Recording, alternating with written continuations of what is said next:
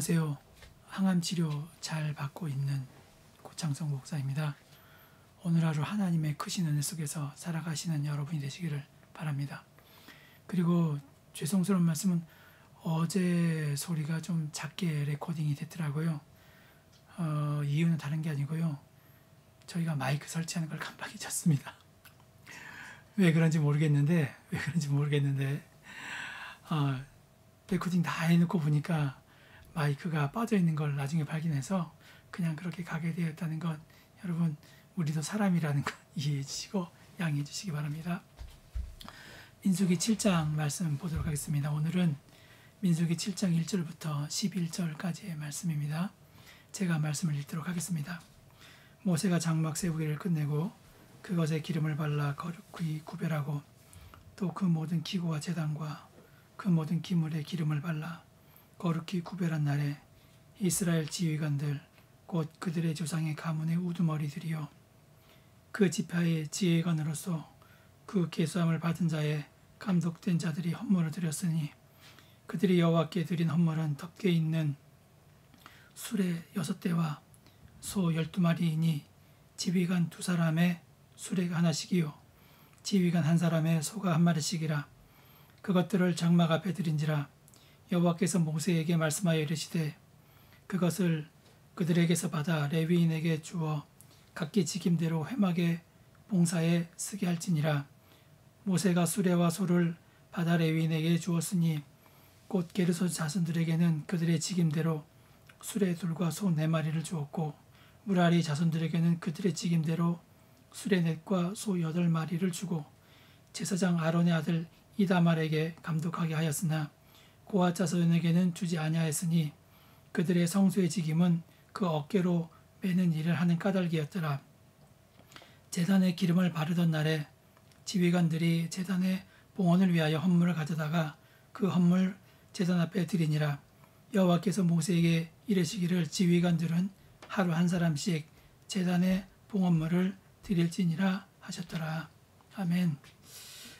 민수기 7장부터 9장은 민수기를 읽는 도중에 나타난 장애물입니다. 왜 그런가 하면 7장부터 9장은 시간 순으로 보았을 때 민수기 시작 전에 나와야 옳기 때문입니다. 출애굽기 40장에서 성막이 완성된 이후에 민수기 7장부터 9장까지 나와야 연결이 자연스러운데, 하지만 오늘 말씀에서 갑자기 툭 튀어나와서 우리를 혼란스럽게 하고 있습니다. 그리고 7장부터 8장, 9장 읽어보면요, 이 내용 가지고 어떻게 설교를 하냐 할 정도로, 특히 다음번에 살펴볼 12장부터는 정말로 이 말씀을 가지고 어떻게 설교할 수 있을지 고민스러울 정도입니다. 여러분, 성경이 왜 이렇게 기록되었는지는요, 우리 같은 사람이 살펴볼 부분이 아니라 성경을 전문적으로 연구하는 사람들이 살펴보아야 할 부분입니다. 하지만 말씀을 이해하기 위해서는요, 왜 이렇게 성경이 기록되어 있는지 생각해 보아야 하는데, 제가 왜 이렇게 기록되었을까라고 하면서 많은 책도 찾아보면서 저에게 드는 생각은 뭐였냐면요, 이 말씀도 광야를 건너기 위한 과정 중에 하나구나라는 생각이 들었습니다. 지금까지 민수기에서요, 광야를 건너기 위해서 가장 중요한 요소는 역시 하나님입니다. 이스라엘 백성은요, 하나님을 철저하게 의지해야 합니다. 그리고 하나님은 성막을 거룩하게 유지해라 라고 이스라엘 백성들에게 말씀하셨습니다. 이런 관점에서 보면 인간의 노력은 아무것도 필요 없는 것 같습니다. 물론 하나님께서 모든 것을 이끄시는 것은 맞습니다. 하지만 여러분, 그것으로서 모든 것이 끝난 건 아닙니다. 분명히 사람의 할 일은 있는 것입니다. 예수님께서 십자가에서 우리의 구원을 이루셨습니다. 하지만 그것으로 구원이 완성된 것은 아닙니다. 사람이 믿어야 합니다. 그래야 예수님께서 십자가에서 이루신 구원이 완성됩니다. 광야를 건너기 위해서 하나님을 철저하게 의지해야 하는 것은 맞습니다. 하지만 오늘 말씀은 그것에 더하여서 사람의 할 일이 있다는 것을 우리들에게 전하고 있습니다. 자, 말씀을 보겠습니다. 오늘 말씀에서 가문의 우두머리, 즉 지휘관들이 수레 6대와 소 12마리를 봉헌합니다. 또 7장 3절에 보면요, 그 예물의 액수도 그들이 여호와께 드린 헌물은 덮개 있는 수레 6대와 소 12마리이니 지휘관 2사람의 수레가 한 대씩이요 지휘관 1사람의 소가 1마리씩이라. 그것들을 장막 앞에 드린지라. 이렇게 말씀하고 있습니다. 모든 지휘관, 즉 족장들이 똑같은 분량으로 바쳤습니다. 수레는 2지파에서 1대를, 그리고 소는 각 지파에서 1마리씩 봉헌했습니다. 그리고 그것을 레위인들에게 전달하는데 레위인의 각 직임대로 회막 봉사를 위해서 쓰게 합니다. 이스라엘 백성들이 인구를 조사를 하면서요, 레위인들은 1개월 이상의 남자를 계수하는데 레위인에게는요 게르손, 고핫, 무라리 이렇게 3명의 아들이 있었습니다. 지난번에 한번 말씀드렸는데 게르손 자손이 7,500명, 고핫 자손이 8,600명, 무라리 자손이 6,200명이었습니다. 이들 중에서 30세 이상, 50세까지 성막에서 일할 수 있는 사람을 계수하니까요, 고핫 자손이 2,750명, 게르손 자손이 2,630명, 무라리 자손이 3,200명이었습니다. 이들이 성막에서 봉사하며 이동할 때는요, 성막을 옮기는 일에 동원되었습니다. 그리고 고핫 자손이 맡은 일은 회막 안에 지성물을 옮기는 일이었습니다. 법궤, 진설병상, 순금 등잔, 그리고 향을 사르는 단, 향품, 번제단 이런 것들을 옮겼습니다. 게르손 자손은요, 성막의 양장 덮개, 해다리 가죽, 덮개, 그리고 회막 문장을 옮기는 일을 맡았습니다. 그리고 무라리 자손은 성막의 널판, 기둥, 기둥받침, 말뚝 이런 것들을 옮기는 일을 맡았습니다. 9절에 있는 대로 레위 지파 중에서도요, 고핫 자손들에게 이 운송 장비들이 전혀 배분되지 않은 것은요, 그들은 성소에 속한 비교적 가벼운 기구들을 어깨에 메어서 운반하도록 되어 있었기 때문입니다. 거기에 비하여 보다 무거운 것, 즉 장막이나 휘장 등 천으로 만들어진 비품을 운반하는 게르손 자손에게는요, 수레 2, 그리고 소 4을 주었습니다. 그리고 가장 무거운 기구를 기둥, 널판, 받침 이런 중장비 같은 것들을 운반하는 무라리 자손에게는요, 수레 4과 소 8마리를 주셨습니다. 그런데 이렇게 바치라고 한 것은 하나님께서 명령하신 것이 아닙니다. 오늘 말씀해 보면 하나님께서 모세에게 말씀하여 이르시되 이런 말이 나오지 않습니다. 이것은 각 지파의 족장들이요, 자원해서 알아서 헌물했다는 의미입니다. 여러분, 그러면 이들은 왜 헌물을 했을까요? 헌물된 이유를 알아야 광야를 건널 수 있는 비결이 또 하나 나옵니다.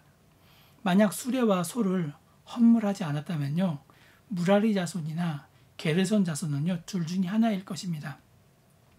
먼저 자신들의 돈으로 수레와 소를 마련해야 했을 것입니다. 아니면 자신들이 다 어깨에 메고 날라야 했을 것입니다. 수레와 소를 구입한다는 것은 경제적인 비용이 들어가는 문제이고요, 성전 물품을 어깨에 메고 날라야 한다는 것은 사실 은혜가 되지 않는 부분입니다. 사람이 하루 이틀도 아니고요, 거의 40년 동안 무거운 것을 매일 어깨에 메고 짊어져야 한다는 것 얼마나 힘든 일이겠습니까? 여러분, 본인 물건은 나를 당사자도 그렇고요, 그것을 지켜보는 가족이나 부인의 마음도 영 편치 않았을 것입니다. 하지만 동료들이 수레와 소를 준비해 주었습니다. 그러면 출발할 때와 도착해서 성막을 다시 칠 때만 힘을 쓰면 되기에 이런 일은 얼마든지 할 수 있습니다. 여러분, 이것이 말씀하는 것이 무엇입니까? 광야를 건널 때는요, 서로 배려할 수 있는 마음이 있어야 한다는 것입니다. 광야를 걷는 것 정말로 힘든 일입니다. 지금 날씨가 한 34도, 35도만 되어도요, 사람들은 덥다 하는데요, 사막은요, 그것 이상으로 덥습니다. 정말로 살기 힘든 곳입니다. 하지만 이런 곳일수록 서로 배려하는 마음이 있어야 한다는 것입니다. 각 지파의 족장들이 모세가 아무런 이야기도 하지 않았지만요, 스스로 헌물한 것은 하나님께 잘 보이려는 의도가 아니라요, 다른 사람의 상태를 바라보면서 그를 도와야겠다는 그 마음에서 출발한 것입니다.